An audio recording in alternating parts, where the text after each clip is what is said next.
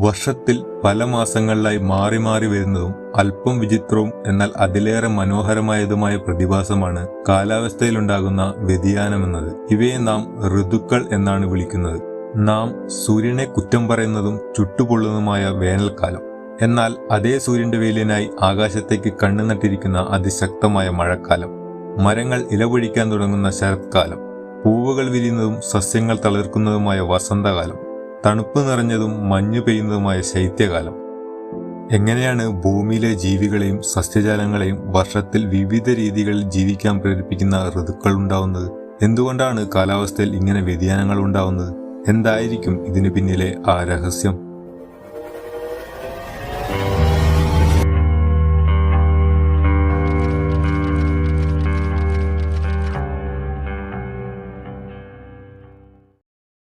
ഭൂമി സ്വയം കറങ്ങുന്നതിനൊപ്പം സൂര്യനെയും ചുറ്റുന്നുണ്ട് എന്ന കാര്യം നമുക്കറിയാം. കൂടാതെ ഭൂമി സൂര്യനെ പൂർണ്ണമായും ഓർബിറ്റ് ചെയ്ത് ഒരു സൈക്കിൾ കംപ്ലീറ്റ് ചെയ്യുന്നത് 365 ദിവസം അഥവാ ഒരു വർഷം എടുത്താണ് എന്നും അറിയാം. എന്നാൽ പക്ഷേ ഭൂമി സൂര്യനെ ചുറ്റുന്നത് ഒരു സർക്കുലർ പാത്തിലാണ് എന്നാണ് നമ്മളിൽ പലരുടെയും ധാരണ.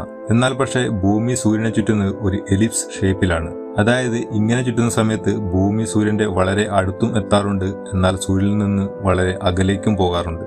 ഭൂമി സൂര്യനിൽ നിന്ന് ഏറ്റവും അടുത്തായി സ്ഥിതി ചെയ്യുന്ന പോയിന്റിനെ പെരിഹീലിയൻ എന്നാണ് വിളിക്കുന്നത്. ഈ സമയത്ത് സൂര്യനിൽ നിന്നുമുള്ള ഭൂമിയുടെ ദൂരമെന്നത് 147.5 മില്യൺ കിലോമീറ്റർ ആണ്. എന്നാൽ ഭൂമി സൂര്യനിൽ നിന്ന് ഏറ്റവും അകലെയുള്ള സമയത്ത് സൂര്യനിൽ നിന്ന് ഭൂമിയുടെ ദൂരമെന്നത് 152.6 മില്യൺ കിലോമീറ്റർ ആണ്. ഈ പോയിന്റിനെ അഫീലിയൻ എന്നാണ് വിളിക്കുന്നത്.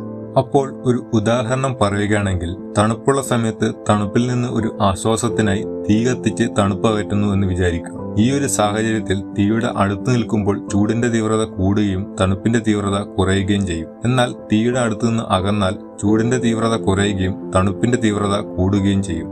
അപ്പോൾ ഈ ഒരു ഉദാഹരണം മുതലെടുത്ത് ചിന്തിക്കുകയാണ് എങ്കിൽ, ഭൂമി സൂര്യനിൽ നിന്ന് അകലുകയും അടുക്കുകയും ചെയ്യുമ്പോഴാണ് ഭൂമിയിൽ കാലാവസ്ഥകൾ മാറുന്നത് എന്ന് മനസ്സിലാവും. അതായത് ലോജിക്കലി ചിന്തിച്ചാൽ ഭൂമി സൂര്യന്റെ അടുത്ത് വരുമ്പോൾ ഭൂമിയിൽ ചൂട് കൂടുകയും സൂര്യനിൽ നിന്ന് അകലുമ്പോൾ തണുപ്പ് കൂടുകയും ചെയ്യും. എന്നാൽ ഇങ്ങനെ ചിന്തിക്കുന്നതിൽ ചെറിയൊരു പ്രശ്നമുണ്ട്.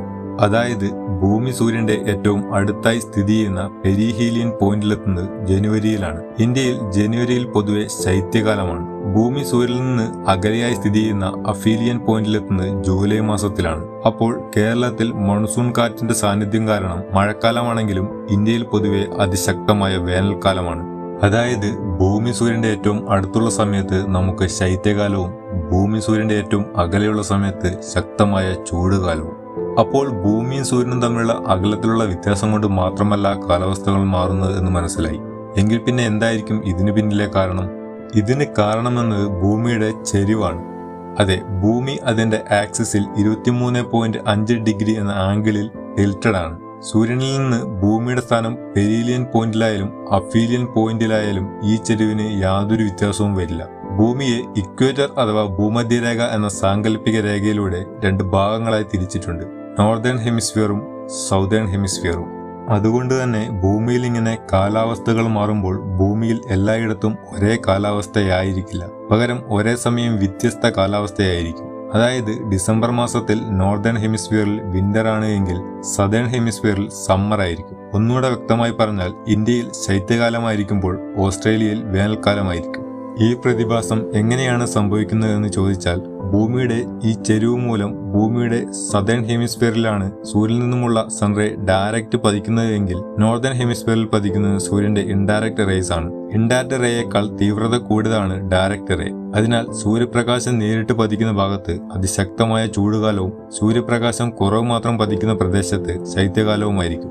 ഇപ്പോൾ നോർത്തേൺ ഹെമിസ്ഫിയറിൽ വിന്റർ സീസണും സൗതേൺ ഹെമിസ്ഫിയറിൽ സമ്മർ സീസണുമാണ് എങ്കിൽ ഭൂമി സൂര്യനെ ഓർബിറ്റ് ചെയ്ത് 6 മാസം കൊണ്ട് ഹാഫ് സൈക്കിൾ കംപ്ലീറ്റ് ചെയ്യുമ്പോൾ സൈക്കിൾ സ്റ്റാർട്ട് ചെയ്ത പോയിന്റിൽ നിന്നും സൂര്യന്റെ ഓപ്പോസിറ്റ് സൈഡിലായിരിക്കും അപ്പോൾ ഭൂമിയുടെ സ്ഥാനം. എന്നാൽ ഭൂമിയുടെ ചെരിവിന് യാതൊരു വ്യത്യാസവും വരാത്തതുകൊണ്ട് സൈക്കിൾ സ്റ്റാർട്ട് ചെയ്ത പോയിന്റിൽ നോർത്തേൺ ഹെമിസ്ഫിയറിൽ വിന്റർ സീസണും സദേൺ ഹെമിസ്ഫിയറിൽ സമ്മർ സീസണും ആയിരുന്നുവെങ്കിൽ ഭൂമി സൂര്യനെ ഓർബിറ്റ് ചെയ്ത് ഹാഫ് സൈക്കിൾ കംപ്ലീറ്റ് ചെയ്ത് സൂര്യന്റെ ഓപ്പോസിറ്റ് സൈഡിൽ വരുമ്പോൾ നോർത്തേൺ ഹെമിസ്ഫിയറിലെ വിന്റർ സീസൺ മാറി സമ്മർ സീസൺ ആവുകയും സൗതേൺ ഹെമിസ്ഫിയറിലെ സമ്മർ സീസൺ മാറി വിന്റർ സീസൺ ആവുകയും ചെയ്യും. ഇങ്ങനെ 6 മാസം കൂടുമ്പോൾ നോർത്തേൺ ഹെമിസ്ഫിയറിലെയും സൗതേൺ ഹെമിസ്ഫിയറിലെയും കാലാവസ്ഥ പരസ്പരം മാറിക്കൊണ്ടിരിക്കും.